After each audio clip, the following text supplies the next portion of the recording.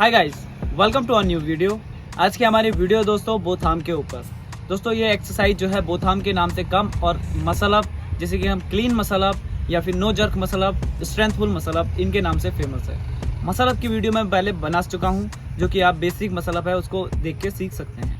Both arm को सीखने के लिए आपको जो भी आपको रोटेशन चाहिए, जो भी बेसिक्स हैं, इसी के साथ आपको जिस भी तरीके की स्ट्रेंथ चाहिए, मैं इस वीडियो के जरिए आपको बताऊंगा आप किस तरीके से सही तरीके से एक्सरसाइज करेंगे और जल्द से जल्द बोथ आर्म को करना सीखेंगे। बोथ आर्म को करने से पहले आप ध्यान में ये रखिए कि आपको कुछ बेसिक्स को ध्यान में रखना है। जो सबसे पहला क्राइटेरिया है, इसमें आपको कम से कम 12 से 15 जो पुलअप हैं आपको लगने चाहिए। इसके बाद ही आप जो है इसको कर पाएंगे, क्योंकि दोस्तों इसमें आपको बार को अपने एब्डोमिनल के पास तक खींच के लेके आना पड़ता है, जिसमें काफ़ी ज़्यादा पुलिंग स्ट्रेंथ की ज़रूरत पड़ती है। इसके बाद आपको बॉडी को बार के ऊपर लाके आपको काफ़ी ज़्यादा पुशिंग स्ट्रेंथ की ज़रूरत भी पड़ती है। सबसे पहले दोस्तों इसके रिलेटेड जो बेसिक है मैं उनको बताऊंगा, और उसके बाद आप अपनी पुलिंग स्ट्रेंथ और पुशिंग स्ट्रेंथ को कैसे बढ़ाएंगे और साथ में कैसे कोऑर्डिनेट करेंगे, इन सभी बेसिक के बारे में भी बताऊंगा।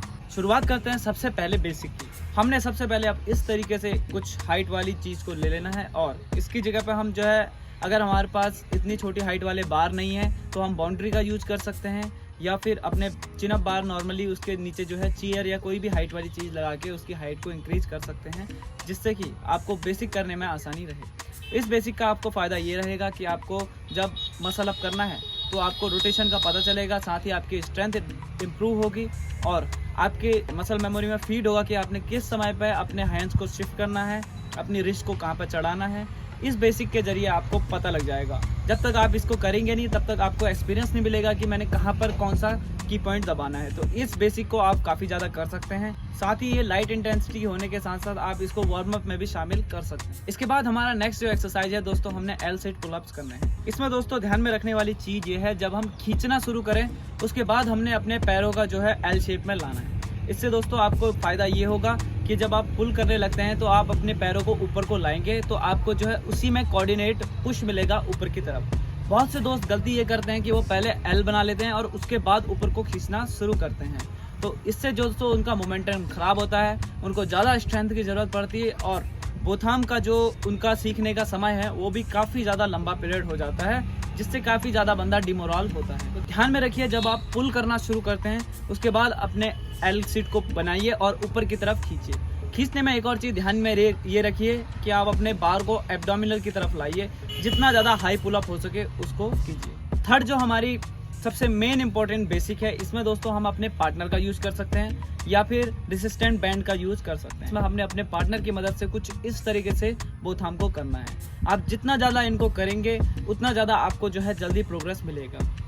ध्यान में ये रखिए कि आप इनको एक ही बार में मैक्सिमम नंबर तक ना ले जाएं। अगर जैसे मेरे maximum number of muscle up की अगर मेरी क्षमता है 10 के 6 7 के ही सेट करने चाहिए, तो इस तरीके से आप भी अपने जो है वर्कआउट को सेट कर सकते हैं, ताकि आपको रिकवरी भी मिल सके और साथ ही आप अच्छे से परफॉर्म भी कर सकें।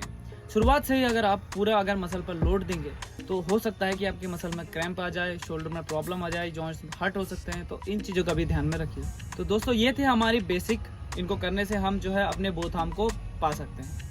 लेकिन दोस्तों सबसे जो इम्पोर्टेंट फैक्ट है बॉडी में स्ट्रेंथ का होना। अगर स्ट्रेंथ नहीं है तो दोस्तों आप कितनी भी कोशिश कर लीजिए, आप ये करने में जो है सक्षम नहीं होंगे। बहुत से दोस्त गलती ये करते हैं कि अपना राइट आर्म या लेफ्ट आर्म पहले चढ़ा लेते हैं और दूसरा आर्म बाद में। इससे जो है सबसे ज़्यादा कॉमनली जो है शोल्डर इंजर्ड होता है। तो कोशिश कीजिए कि आप बेसिक्स में ज़्यादा ध्यान दीजिए और स्ट्रेंथ बढ़ाने में ध्यान दीजिए। तो बेसिक हमारे क्लियर हो चुके हैं, तो दोस्तों इसके बाद आता है स्ट्रेंथ। स्ट्रेंथ में लेते हैं सबसे पहले पुलिंग पावर। पुलिंग स्ट्रेंथ को बढ़ाने के लिए दोस्तों बस आप ध्यान में ये रखिए कि आप कोई भी एक्सरसाइज करते हैं उसमें जो आप अपनी तरफ खींच रहे हैं तो वो हमारा पुलिंग मूवमेंट है। इसमें सबसे पहले आप जो है इस तरीके से rope climbing, chin up, pull up, या फिर आपके पास कोई रोप पुली है।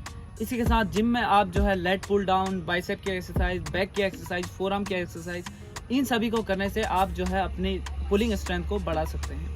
इसी के साथ दोस्तों अगर आपको जल्दी प्रोग्रेशन चाहिए और आप ठीक ठाक कंडीशनिंग में है। कंडीशनिंग कहने से मेरा मतलब ये है कि आप जो है पहले से वर्कआउट कर रहे हैं। अगर आप इंस्टेंटली शुरुआत में ही वर्कआउट में लोड डालेंगे तो आपको इंजरी हो सकती है। इंजरी होने से दोस्तों आप वापस बैक स्टेज जाएंगे, जहाँ से आपने शुरू किया था वहीं से शुरू करेंगे। तो ध्यान में रखिए कि आप शुरुआत में कंडीशनिंग कीजिए, उसके बाद ही अपने आप पर लोड डालिए। लोड डालने में दोस्तों आप शुरुआत में गलतियाँ ये करते हैं कि हम सीधे ही, अगर मैं 5 kg का वेट डाल रहा हूँ और सीधे ही मेरी मैक्सिमम नंबर ऑफ रैप है 10, तो मैं 10 ही करने की कोशिश करूँगा। नहीं दोस्तों, हमें सिर्फ 5 ही करने हैं, बीच में रिकवरी लेनी है, अगेन 5 करने हैं। इस तरीके से हमने जो है सेट ट्रेनिंग करने हैं, जिससे आपको जल्द से जल्द प्रोग्रेस मिलेगा। वेट बढ़ाने के लिए दोस्तों आप 1 से 2 वीक बाद, जैसे 5 है तो 6, 7, इस तरीके से आप जो है स्लोली वेट का प्रोग्रेस कीजिए। इस तरीके से जो है आप अपनी पुलिंग स्ट्रेंथ को बढ़ा सकते हैं। इसके बाद आता है दोस्तों हमारा पुशिंग स्ट्रेंथ। पुशिंग स्ट्रेंथ बढ़ाने के लिए दोस्तों सबसे जो बढ़िया एक्सरसाइजें हैं, जैसे हैंड स्टैंड पुशअप, पाइक पुशअप, उसके बाद चेस्ट प्रेस, शोल्डर प्रेस, हमारी ट्राइसेप की एक्सरसाइज, इस तरीके से कोई भी मसल की एक्सरसाइज जिसमें हम पुशिंग मूवमेंट कर रहे हैं, मतलब धकेल रहे हैं, वो हमारी पुशिंग एक्सरसाइज है। तो इनको भी आप सेम जो है सेट ट्रेनिंग कीजिए। अगर आप फ्री वेट कर रहे हैं तो आप रैप के नंबर बढ़ाइए, अगर आप वेट के साथ कर रहे हैं तो कम रैप के साथ रिकवरी लेके जो है आप कीजिए। मैं आपको रिकमेंड करूंगा कि आप धीरे धीरे जो है वेट चढ़ाएं, ताकि आपका जो है जल्द से जल्द प्रोग्रेस आए। इसके बाद आता है दोस्तों हमें जो है वर्कआउट में ध्यान क्या रखना है कि हम एक दिन पुलिंग एक्सरसाइज करें, एक दिन पुशिंग एक्सरसाइज करें और एक दिन मसल को रिकवरी दें। इसको करने से दोस्तों आपका प्रोग्रेस जो है फास्ट होगा। बहुत से दोस्त ट्रेनिंग करते हैं तो ट्रेनिंग के दौरान उनका जो है शुरुआत में मसल टूटना शुरू होता है, भरता है, तो इससे उनका प्रोग्रेस काफ़ी ज़्यादा डाउन होता है, जिस कारण वो छोड़ देते हैं। तो मैं जो आपको वर्कआउट बता रहा हूँ, इसके जरिए आप प्रोग्रेसिव ट्रेनिंग कर सकते हैं। आपको वीकली जो है स्ट्रेंथ बढ़ी हुई मिलेगी। इसी के साथ अपनी जो है आप डाइट में भी ध्यान रखिए।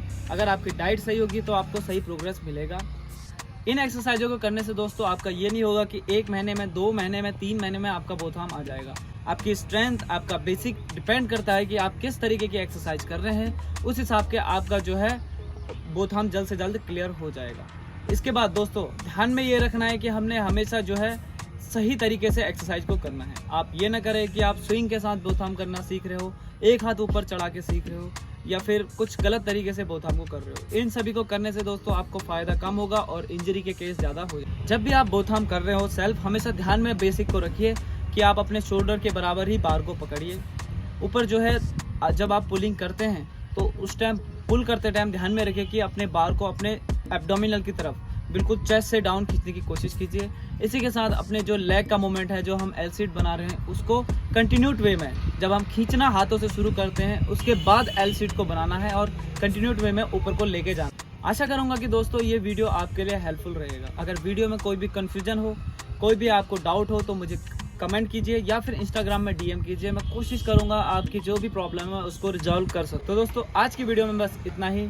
मिलते हैं नेक्स्ट वीडियो में नेक्स्ट किसी टॉपिक के साथ। तब तक के लिए गुड बाय। स्वस्थ रहो, मस्त रहो और चैनल पे प्यार दिखाते रहो। Thank you.